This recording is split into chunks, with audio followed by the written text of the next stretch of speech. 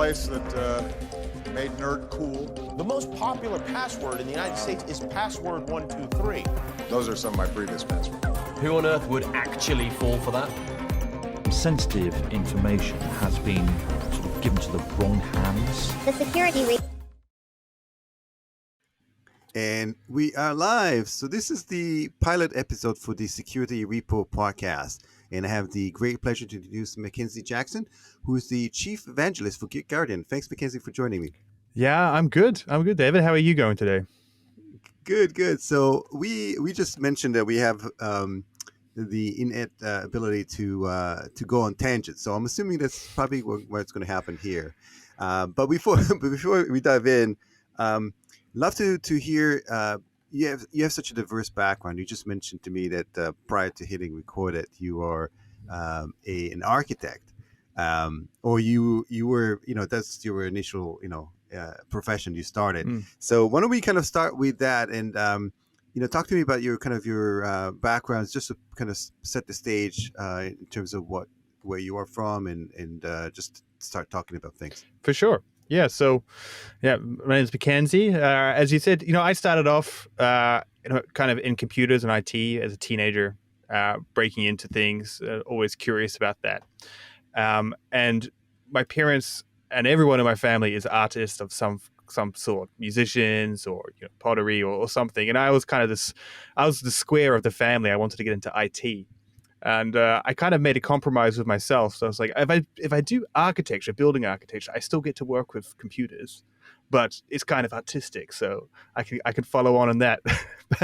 And so that's that's kind of how it started. And I was building my first little business was building websites for musicians because there was so many in the circle.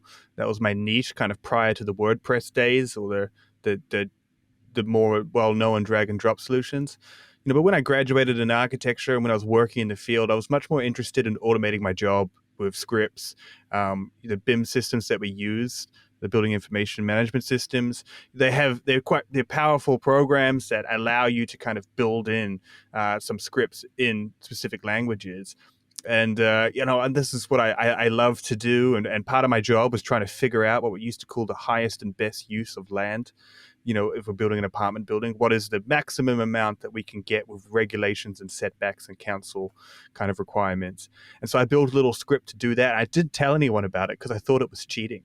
I didn't realize at that time that was going to be valuable. So I used to kind of hide this work.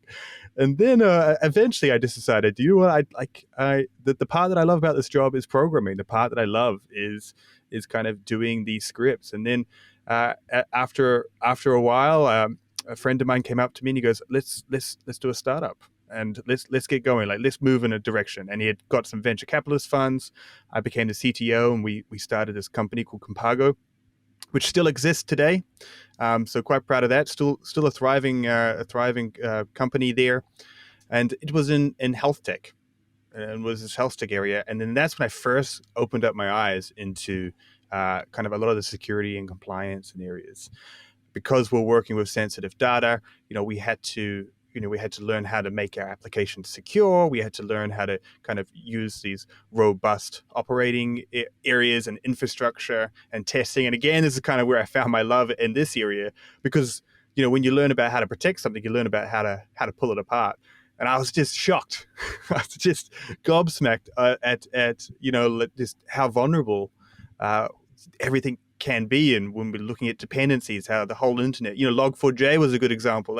Everything's built on these modules that if they fall over, the whole show falls over. And so, that by the way, that's Mackenzie, it's almost like architecture, right? Yes. It's building blocks. If you are not building the foundation, we make it, it's amazing that, small errors in architecture can be disastrous. You got to have that foundation. And it's very similar to what you just mentioned, specifically around repositories. And I don't think that people are aware, and we'll dive into that, in terms of the entire building blocks of application. The internet as a whole is built upon these massive repositories of code that is written by tens, if not millions of thousands of people that our code every day and adding to the system. So those are the kind of the foundation building blocks of the internet Yeah. in applications. Yeah, absolutely, and they're so important. And open source is such an important part, and it's so unique in the development community to have this collaborative platform where so much of what we do is shared. And it comes with security risks, but overall, I think it's a good thing. And what I'm passionate about now, and what I get to do as a kind of security evangelist and advocate, is to really kind of be able to talk about, all right, where are the problems? How do we secure them? And where do we go to make sure that we can maintain this fantastic creature that we built, but it doesn't bite us when we're trying to gallop through the field. And it's amazing. You still, listen to you still have the entrepreneurship spirit in terms of what you do, even though you're a part of Gig Guardian. But the way you go about it in terms of advocating and in spreading the word is very much entrepreneurial. Like you travel a lot, you participate in different different events, even doing this right now, and because getting out of the comfort zone, and trying new things. And you just mentioned to me that you're about to release your own vlog, from like cool places. So it's super cool that you maintain the kind of entrepreneurial spirit by, even though you're a kind of very different role. It just shows you that it doesn't matter where you put somebody.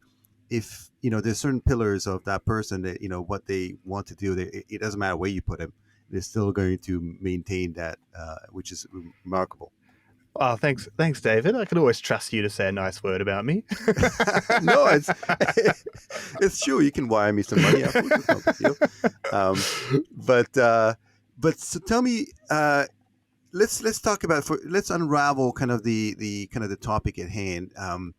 And we talked a bit about kind of the building blocks of applications. So,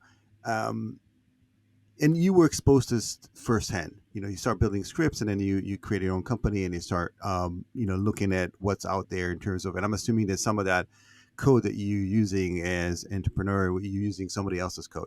So why don't we talk about this whole notion of reusing code and what does that mean, and maybe just go from there. Like what is kind of the underlying repository? What does that mean? For somebody who's just coming into this industry, or you're a security practitioner that wants to know more about this area?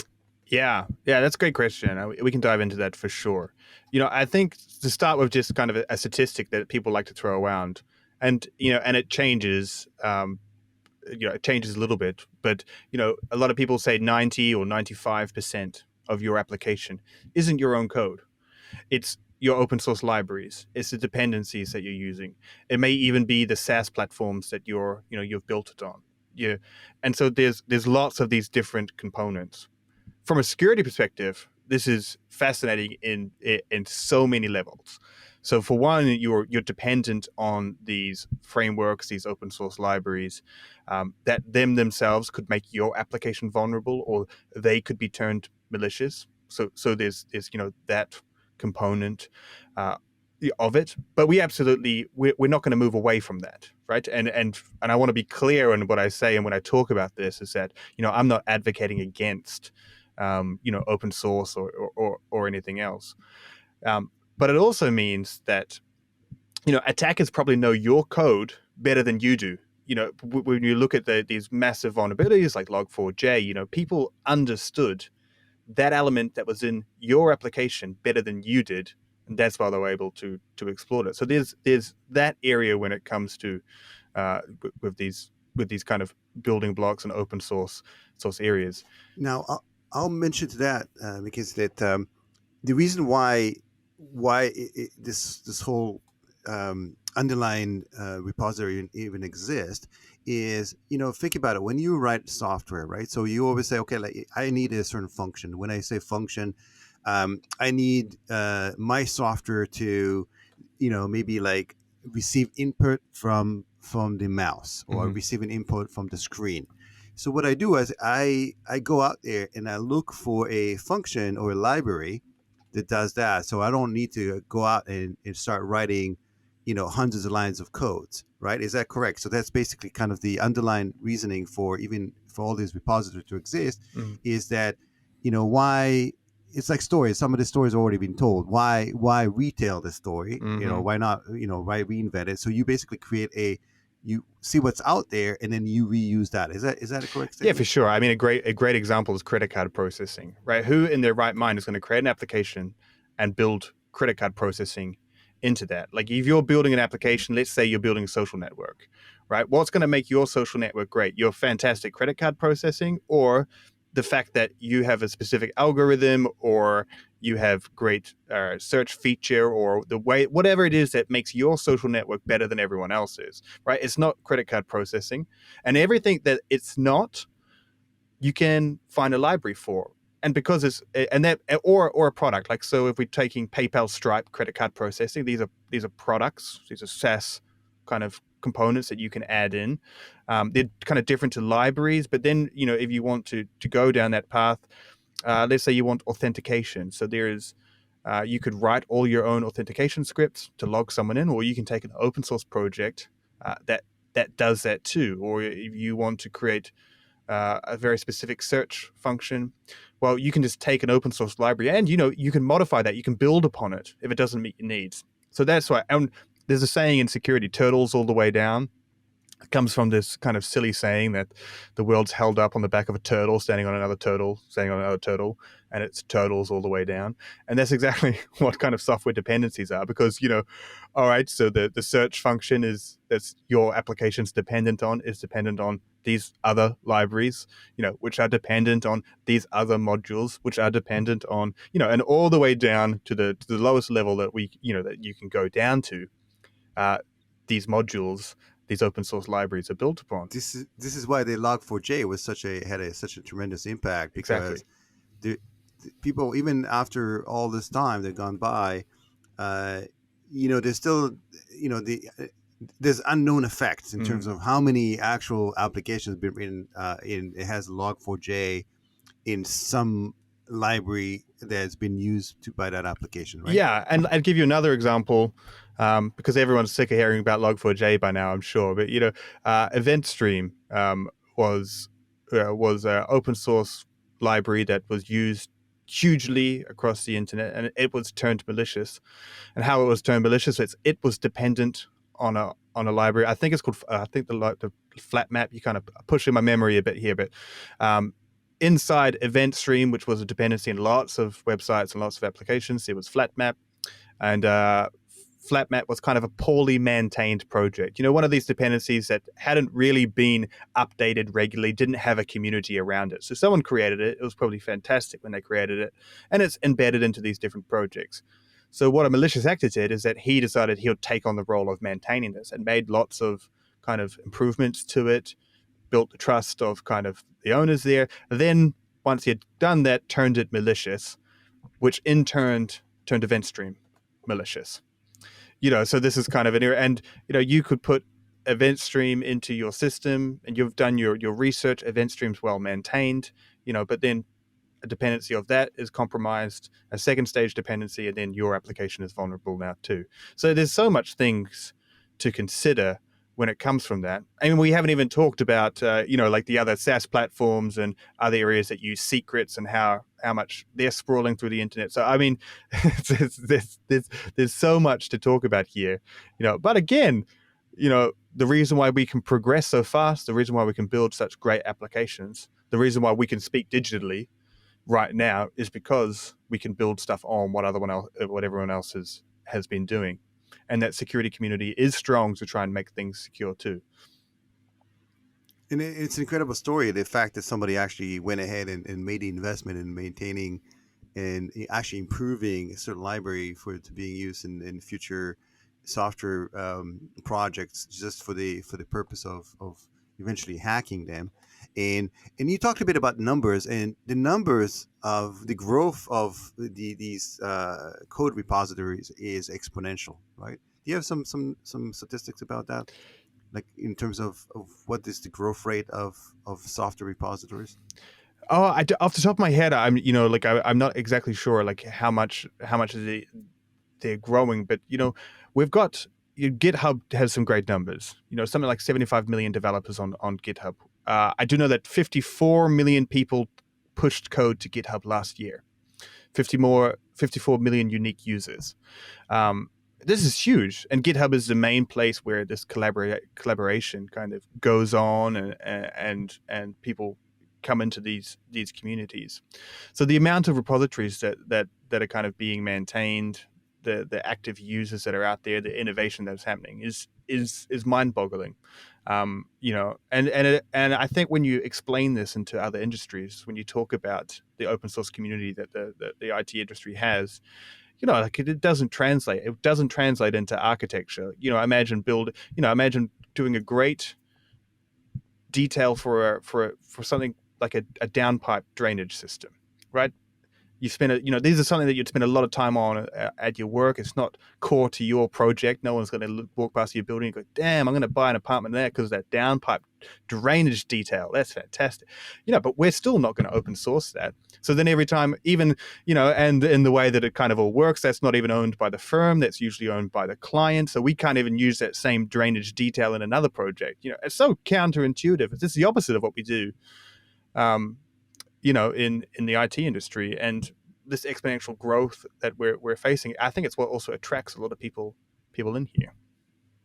Yeah, and those numbers are immense. I mean, there are 54 million. I mean, that's quite a bit of code. It's almost like it makes you wonder why not all the code has been written already. Like, what's the, why is there more to write? You think about it, like because it's almost infinite numbers of libraries. Are we like we're like the universe, ever expanding, and we never stop? I mean, it's is it ever going to slow down, or is it like just something that always continue? Because you think about what else can they write? Well, like 54 million people like push code. Yeah, this is the crazy thing about innovation, right? Because someone will come up with, because it happens in so many different areas. Someone will come up with a better way to do something, and that could be even a better framework to write a programming language upon, something quite low level. I think there's a better way to do JavaScript. So we're going to create, that React was created. So then all of a sudden React's created. Now all these libraries have to come on top of this. And we also expand in our possibilities. In security, we always have to maintain, and these new projects are created because our computing power is getting faster and faster. These algorithms and cryptography algorithms that were secure, 15 years ago, were considered secure 15 years ago, now cannot be. And as we get into quantum computing, we have to kind of figure out, we have to we have to improve everything we do constantly. And there's always better ways to do that. And I probably people had the same conversation, 10 years ago. And I don't know if you've done this, but if you go onto like Wayback Machine and you go into YouTube 10 years ago, you're like, crikey, I thought this was a fantastic website 10 years ago. You look at it now and it's kind of like unusable, and you remember how long things took to load. Mackenzie, I do that with some doomsday preppers, because I go back to the 2000s, and you fast forward to 2022, and they're basically talking about the same exact thing. Where like the end of the world is nigh. Oh yeah, and but you're right. There's all this, and it's not just the advancement in computing power. I mean, you're looking at almost endless IoT devices that are out there. They're constantly being manufactured and created. Oh, exactly. There's code for that. There's 5G technologies that were not available to be used on mobile devices. There's new mobile devices almost daily. They're being come out and with new capabilities, new sensors on it. So there's always going to be a need for that. Now, when you say that GitGuardian scans, so let's talk a bit about what the company does. You mentioned that you scan the repository and do it automatic way. What are you scanning for? What's the kind of the underlying scanning for? Yeah, so I mean, we talked a lot about kind of open source dependencies and libraries and stuff, but there's a whole nother component of these modules, these building blocks, and that's kind of SaaS platforms, that's tools. So when you look at all of these systems, if you have a sophisticated application, you might have 1,000 different services you're connected to. Your database, which may be managed, you got your cloud infrastructure. You're connected into all these different social apps. You're connected into credit card processing, authentication. All of these things, right? Because you want to be able to, you want to focus on what you can do, and you want to let everyone else focus on what they're doing. And let me double click that. That's insane. That's right. So people don't realize. So when you are going to an application, be it a SaaS application, Mhm. right? So people most likely think, okay, I'm just going to this website. I'm signing up Mhm. using whatever services. Are you telling me that potentially has hundreds, if not thousands, of underlying connections to other Oh, other services? absolutely.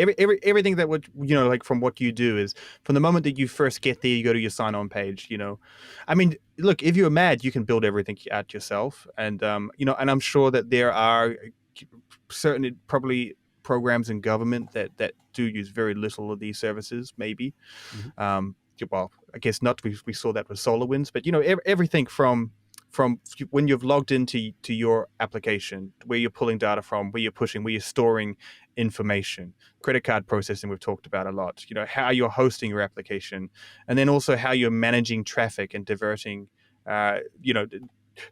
traffic into the right areas, making sure all of this stuff is incredibly complicated, and there's companies that kind of monitor this, and then in addition to that, there's all the tools that you need to build your application. Your Git, your version control systems, your Git repositories, your testing tools, and then even if you have the application done, right? Think of sales and marketing teams. They want dashboards where they can view things. They want HubSpot integrations or Salesforce integrations, and they want you need all this stuff. You absolutely need all of this stuff when you're building an application. But all of these modules are connected somehow, right? All of these modules are connected to your application. And how does your application let them know who it is and who they are? And it does it through secrets. It does it through basically passwords, long passwords that are generally what would consider high entropy strings. That's a big string that's very random. And they're everywhere. If you go to a YouTube video, look at the URL, you'll see a whole bunch of random letters at the end of it. That's a high entropy string. That's kind of what these passwords words look like. And these are incredibly sensitive because as secure as your application is, if you have the key to get into a component that your application is using, then the attacker, the adversary, can correctly authenticate themselves. So let's kind of break this down. If you're an attacker, and a company has leaked their AWS cloud service key, right? So now that you can go into their cloud service, and depending on the security sophistication, you are correctly authenticated, which means that no red flags are kind of going off at this point. So you can shut down services. Maybe you can access Amazon S3 buckets depending on the privileges. You could do something minor like using computer resources to mine data, or you could go deep inside this infrastructure, move laterally and shut down services. You can squat in there for a long time, and so you could just do all of these things. And this is just one of those components that that we talked about. And so what we're kind of seeing, and this relates into our conversation about all these dependencies and libraries, because when we look at these secrets, they're meant to be used programmatically. They're meant to be used by our application, which means that they often end up in source code. And it's a complicated topic to talk about how we manage and store these secrets, right? The tools that we use, how we share them. But developers need them to test their application, to build it. They often end up in source code, and they often end up in public. So GitGuardian, we scan for these secrets, as you mentioned. We scan it in lots of different areas. We scan privately so that a company will know, where their secrets are. Because if a secret gets into your source code, you've got no visibility over it. It's going to be cloned onto all your developers' machines. It's going to be backed up into different areas. This may be a highly sensitive secret that very few people in the company have access to. But if it's inside your version control system, then the intern that started yesterday probably has access to it if he knows what to look for. So we scan it there. And then we also scan publicly. So these keys can end up on public GitHub. They can end up inside these open source repositories. They can end up in public Docker images. So we basically hunt these down, find them, and then where we can alert people to them. And so, just listening to you, I think one of the biggest issues is the way these secrets are being used. you mentioned the key here is programmatic, basically saying that it's not when people think about secrets. They mainly, I think, they think about secrets that they use in the sense that it may be their password, the username, and password, which typically is on average is not more than 8 to 10 characters long. Combination thereof. But here we're talking about these long strings of combination, but it does not matter because it's a machine to machine or application to application that is being used using it, and this is where the kind of the secret sprawl happening, because as soon as you start using one application, it's being automatically being used somewhere else without a human intervention or oversight, right? So it's almost like you have to have some system in place to review these. Yeah, I mean, look, you absolutely do. And when we talk about like, okay, how are we going to manage these secrets? So we've talked about that, you're going to have thousands of these building blocks, hundreds or thousands of these different building blocks. So you got hundreds or thousands. I don't want to say hundreds of thousands, but you have huge amounts of these secrets that you need to manage, right? So where do you want to manage them? Well, you want to manage them in a dedicated system. There's a bunch out there. HashiCorp Vault is one. A keyless is another. There's various different levels of them. They're quite complex and set up, and they're tightly encrypted. They're wrapped in lots of authentication layers. There's logs of what's happening. So storing the secrets, shouldn't and having them somewhere isn't. If we can do that well, then that's not where the problem lies. The problem lies is that, okay, so they're in this tight vault, right? But they need to be distributed still. Developers still need them. Okay, so you give permission to the developer to use them, and this developer is quickly trying to get something to happen. So this developer has to handle it in a specific way. It should be what we call an environment variable. It shouldn't be hard coded into source code, but it can be hard coded into source code, and it's so much faster to do it. So what we typically kind of see is a developer will grab this key, he'll quickly get his code working, his feature, he'll hard code it in to do that, and then later on he'll remove it. And when it goes to review, the key's correctly stored in the environment variables or wherever it's meant to be, and off we go, and there's no problem that's visible. But everything that we do is tracked. Everything we do in source code is tracked. So that key that was removed is actually still deep in there. It's just buried. It's just buried in a bunch of code that's been put on top of it.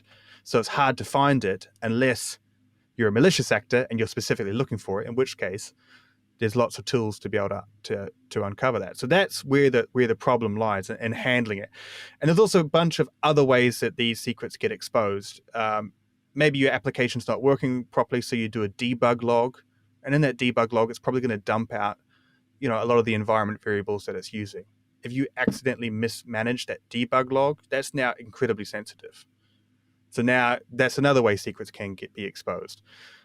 They can be exposed in your running application if your application's not handling it well, right? You may have done everything right, but your application is inadvertently, exposing it. There's one I saw yesterday where I looked into the source code and I saw that it was taking user data, it was encrypting it, and then storing it encrypted into the database. But in the same line of code that it was encrypting it, it had the encryption key.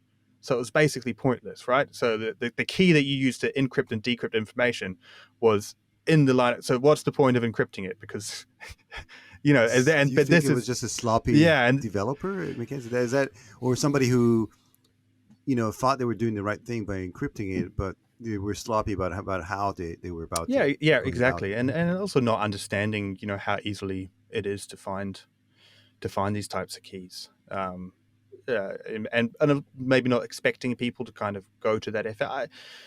It's almost never malicious, and mistakes happen in development. The problem is that they can be critical.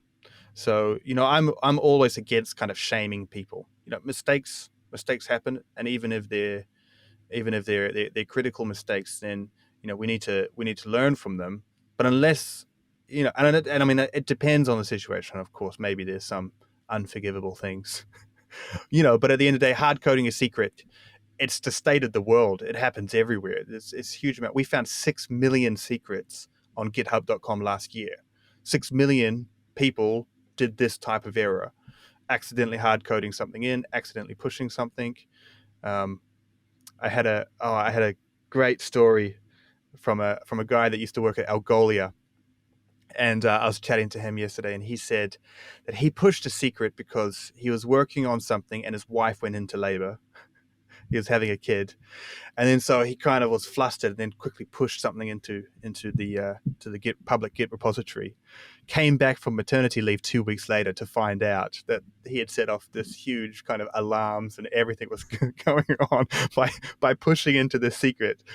So he wasn't fired, nor should he have been. But it happens. It happens to the best of us when you're handling with sensitive information and you're human. It's gonna expose. But we do have checks and balances out there. We do have tools to be able to help prevent this, identify it, like with everything, like with open source vulnerabilities. But we need to be aware of the risks. We need to be aware of the problems. And so, and that's why we're chatting today. Yeah, and it's amazing. It sounds like the attack surface, if you call it like in a cybersecurity term, is almost infinite, which I think is something that it's most companies are not aware, because we in cybersecurity, the pillars are typically the ones that are, like the network security, the endpoint security, the access management and so on. But it seems like this is one of the I would not say overlooked, areas of security, but I think it's kind of overlooked specifically around practitioners, because the end result is that these software developers are the ones who have the keys to the kingdom, pun intended, when it comes to the secrets, and they're not necessarily cybersecurity professionals, even though they know that they should be doing certain things the proper way. As you mentioned, they're all human, and software development is hard. It's a complex process. It's not people pulling levers and making donuts, even though I'm sure there's some science to making donuts as well. But this is some very high complexity associated with it. So you're bound to have some mistakes. So so do you have others? I mean, that was a cool story, and then I'm sure it's one of many. Do you have any other stories? Because people remember that. I'll remember that for sure. This story about somebody going out to. So what happened when he came back? It was. Was the building was burning, or I think the fire had been put out. I think the fire had been put out, but it was definitely like, oh my god, like what is happening? And there was a number of like the meme, the dog meme. When he sits around with his like burning building, and it's just like, okay, everything's okay. and there was actually other mistakes that were like kind of made into that. They compiled it. The key that he was given had higher permissions that it really needed. So like lots of other areas too. Isn't it amazing, Mackenzie, Yeah. that there's always, when something happens, it's always like in the Army and the Air Force, for example, when a plane crashes or there's a major accident, it's they kill like almost like an accident chain. Yeah. Where it's a whole series of events that that all combined created that catastrophic event, and you could have stopped it at the 20-second step, but nobody did, and this is the end result. I think that's also the case here, that there's always a massive amount of conditions that happen that kind of created that catastrophic event. Yeah.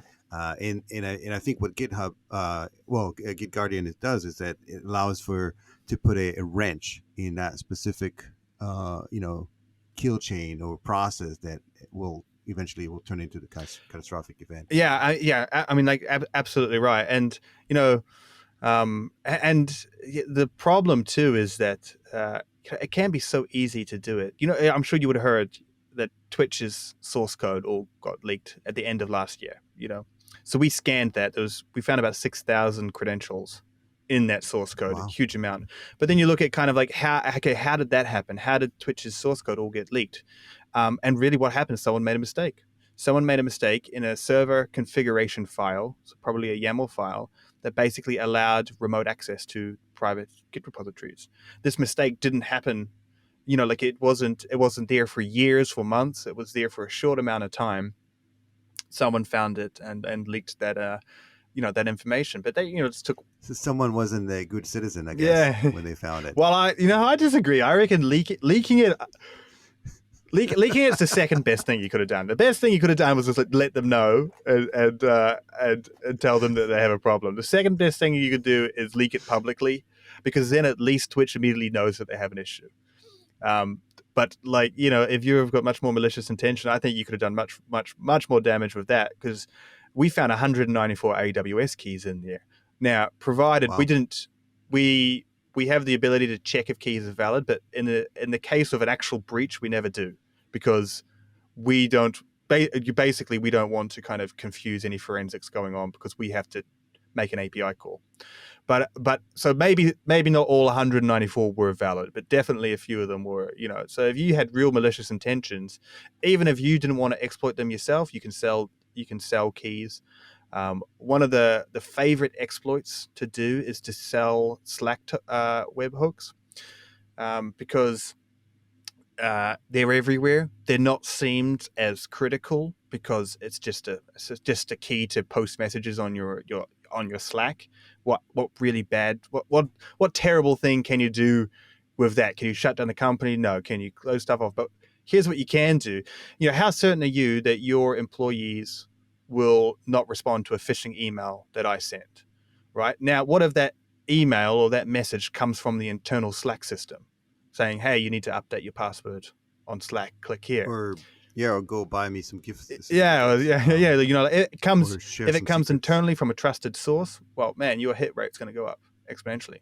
So on the dark web, Slack web tokens for companies are regularly sold, and it's kind of like a favorite known exploit, because you're breaking down one barrier of trust in a phishing campaign that may prevent you, and then from there, who knows where you go once you're able to pawn someone. And how do you get those credentials again? Just to double click on. So that? Slack, well, you can find them in a number of different ways. If you look at the groups like Lapsus and areas on there, they've been kind of breaching a lot of people at the start of this year. I think it turned out they were a bunch of teenagers. They were paying insiders at companies for credentials and for access. So, that's one way. You're an intern, you've had a bad day, you just lost your job, and you have network access or Git access. A couple of $1,000s might seem, and then from there you can discover them. Slack webhooks are... Yeah, they see it as almost like a severance package. Yeah. Slack webhooks are particularly notorious to be on public GitHub repositories, because these are often projects that people are doing outside of their work. So they want to be a good employee. They want to create a Slack bot that's going to connect to your application and send everyone an alert when it goes down, or whatever it may be. So you're working this on your own time, and then you make it public. So they're notoriously widespread on public GitHub repositories. So if you're targeting a company, let's say you want to target Twilio. I'm not targeting Twilio. I could have picked any name. That's just in my head. A good strategy to do is to monitor Twilio employees on their personal GitHub repositories. Are they leaking any keys? If you find a Slack hook, there's a high chance that it's a Twilio Slack hook or a Slack or a web hook or Slack key. So you can find them in numerous different ways. And then and once you do, and when you look at keys, an AWS key is significant because it's obvious what you can do with it. But a Slack key could be more significant in the longer schemes, because you might be able to get deeper into different systems, but it's not perceived that way. Therefore, security around it, you're not going to be so careful of who you give that key, who you give access to that key, or who can generate it's them. incredible that the adversaries can spend some time. Well, they have time to get into they have time, but they can also automate some of this process. Oh, and yeah. I guess monitor the kind of the Slack users, for that particular company, and eventually somebody will slip, or eventually something like that would happen, and then you're right. It's the instant trust, I think, that is key here, and again, pun intended. Yeah. When associated with the any kind of internal communication. But I think that's why people should be aware that anytime they use a third-party platform, highly recommended not to share, secrets, or not to have instant trust without verifying that the person is really who they say they are. Yeah, And, exactly. Yeah. It's incredible. You can still have all those checks and bounds. I just heard a story the other day of a company where somebody called. Basically, somebody emailed the CEO asking to wire money to a different account for payments for software services, and the system was verifying. So they called, and when they called, they said, "Is that you?" They requested, and they said, "Yeah, that's me. Go ahead." It was a significant amount. And what happened is the reason why they still got hacked is that the number on the signature got modified. So whoever they called Right. was the wrong person, even though they did the right thing Right. Wow. from a verification perspective. We had that exact scenario So happen. It didn't happen, but we've had those emails going through during times like hey, I'm in a conference, can you please give me access to this or transfer money? They can be convincing. And again, if it comes from CEO@gmail.com, then it's probably not going to be red flags are going to come. But if it comes from an internal messaging system from that person, then well, already you've kind of lowered that barrier to trust. yeah, absolutely. So let me ask you this: so you interact with developers quite a bit, Mm-hmm. and also at every seniority level as well, interact with people that are responsible for development at companies, large companies, and so on. How aware are they, to this, particular gap in security, and like in terms of, because again, when I think about software development, I think about these people that run really fast. I mean, talk Yeah. about like that they have to release and they have to get going in order for them to be competitive and so on. So their mind is strictly in terms of where it's strictly about like getting this stuff done and quickly so they can move ahead. But security is not necessarily something that's on top of their mind. So what's your take again from your interaction with these folks? How aware are they? When you start talking to them about the kind of the caveat of development and so on, and how aware are they of the situation? Yeah, really interesting perspective there. And there's kind of lots of areas to run in this. But we're specifically talking about developers here. I think what's important to realize, and what application security professionals should realize too, is that security is vast subject, very complicated. There's lots to know. If you're dealing with it every day, often it can seem complicated, but it's difficult. And application security engineers, CISOs, all the way through, deal with and know how to do a lot of information. It's not reasonable to expect a developer to know all of that. However, I'm a huge believer in shift left. I think it's reasonable that there's certain areas that developers can own and can help to kind of be aware of that. And so there's this disconnection with security teams I see a lot, where security teams don't talk to development teams, and it's friction everywhere because developers are creating problems for them, and the security teams are often blocking or preventing developers from moving quickly to meet their goals. So there's friction in that system. So we need to kind of, you need to work with everyone to try and remove that system. And what's critical to remember here is every company is a software company. It doesn't matter if you make paint or t-shirts, or if you're building sophisticated cloud infrastructure, you're a software if you bake company. pizza. Because you've got, if you're big enough, you've got teams, there's a lot, you're building sales at tools, or you're building monitoring tools, or your factory has proprietary, you're a software company. And so you need to be aware of this.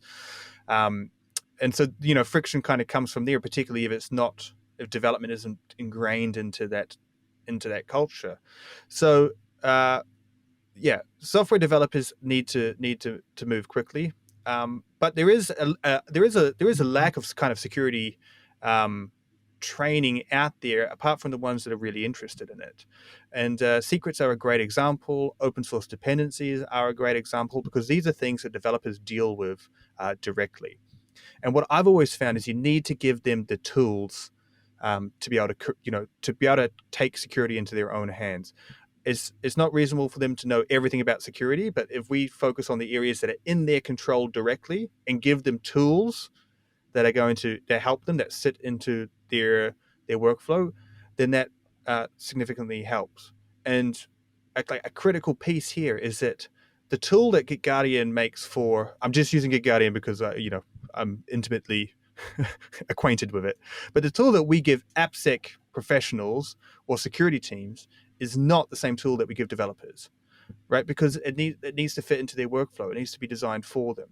So if you're wanting to give developers tools, it has to be tools for developers. It can't be an AppSec tool that may be able to do the job, but doesn't fit in with that workflow. So that's kind of a critical element too. If you want to stop security flaws coming in from that development team, purpose-built tools for developers that allow them to control security from their perspective and empower them, and then they're going to be interested. And demonstrations work. Don't just tell them they're bad because they leaked a secret or they injected a vulnerable framework or something else. Show them how you can exploit the secret, because that will last in their memory forever.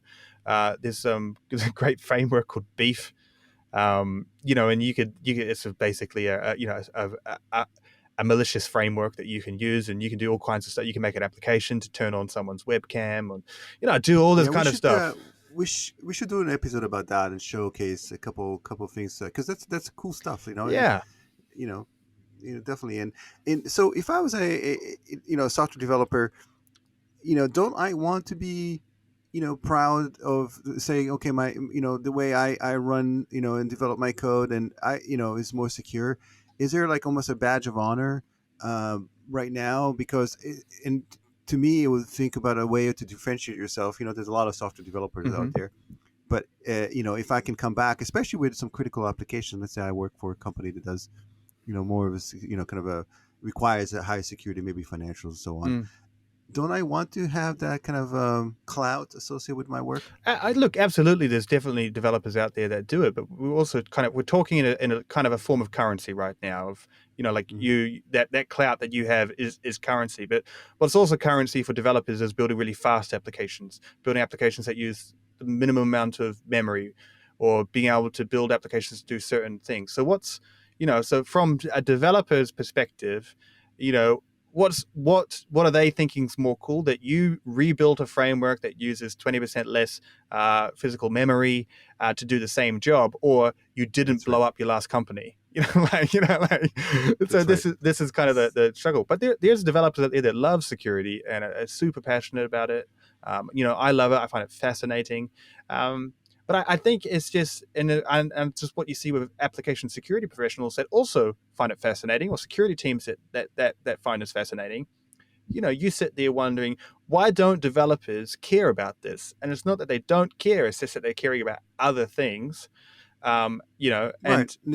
It's mind share, right? Yeah. There's so much you can care about. Exactly. And again, if you're a developer, as you mentioned, you care about certain things, like running faster, quicker, making it more, the cooler aspect of software development is that. Yeah. Is not necessarily, because it's almost like if just thinking out loud and brainstorming here, the problem is if your code is secure, it's not necessarily something that's evident. There's no impact. There's no like somebody like looking outside and say, "Oh, good job." Yeah. Congratulations. Tapping you on the shoulder and say, "Great job on making this code secure." It's just nothing happens. Things don't just blow up. But if you make it faster, cooler, better, there's somebody out there that pays attention. Yeah, absolutely. And there's a lot of things that you can do in this. Giving no one wants. As much as developers, are interested in lots of different things, also no one wants to be the guy that blows up the application, right? So give them tools to be able to do that, so that they can care about it, but it doesn't affect them in their running life. And build up security champions, build up programs, and it has to be in the culture. If you care about it, if you're a security team and you really care about security, you need to ingrain that into the culture to make that a currency. So you do reward people for building, secure code, or different elements for that. How long has it been since the security incident? We see that in the warehouse things. All of these things get everyone on board with it, because people care about what other people care about. and there's a lot for developers to care about. And I certainly don't want to make it out like they don't care about security. It's just that there's a lot to consider. Yeah, that's right. And they all want to be. I think the majority of people, developers as well. They, it's all they want to be good citizens. And Yeah. and what people realize, I think today, is they realize that security is everyone's responsibility, and it's in the collective benefit for everyone, because people don't realize that if a company gets hacked, there's a lot of impacted, involved, the people that are directly, maybe customers or employees that are directly impacted, maybe potentially company closing down. There'd be like, the ripple effect, for the entire society, depending on the size of the organization and who's impacted. So it's in our collective best interest to create like secure source code and making this a secure secure society, right? So because and you mentioned everything is software today, so Yeah. do I want to order pizza and have my credential exposed, or the type, I don't want anybody to know that I'm that I eat pineapple and ham on my pizza. No, I don't. So I just try to keep all that secrets secret. Yeah. So listen, we were running out of time for this first session, but I would love to maybe dive deeper into some of the, as you mentioned, the ways you can expose code. I think we touched upon some of that, but I would love to see some examples of that as well. And then in the upcoming episode, I'd love to bring conversation, for example, with the people responsible for security, maybe CISOs that are responsible for that, and how they interact with the software development team, and that interaction between business goals and secure code. Maybe bring in some developers using the tools and people that are responsible for hands-on coding, as well as everybody who maybe on the business side, the people responsible for going to market quickly, and for the company to be competitive and so on. So I'd love to get all those as part of this podcast series. Yeah, it's going to be great. And what I'm so excited about doing this with you, David, is that we're going to get a broad range of things. This isn't going to be about secrets every single time. We're going to learn from lots of different people. So I think that's a great reason to be able to tune in, and to participate. And if you're got something to share, to reach out. Yeah, absolutely. And then I would love to also, maybe, there's always going to be, some vulnerabilities and breaches and so on. And the ones that be related to, specifically to, code development and potentially, exposed secret, I'd love to unravel those and maybe discuss. We'll come up with some, cases that happened and potentially how it could have been stopped and so on. But we did uncover quite a few, potentially unknowns in this conversation. So Yeah. I'd love to continue this further. So Mackenzie, thank you very much, and looking forward to future episodes. Absolutely. Thanks so much, David. And we'll talk soon. Looking forward to seeing your vlog in the near future as well. I'm not sure if I'm ready to share that with the world yet. You're not escaping that piece. For sure. Okay. Because I find somebody's passion, and I'll expose them right on this podcast. You're sharing my secrets. Exactly. All right. Okay. Take care. Talk to you soon. See you next one.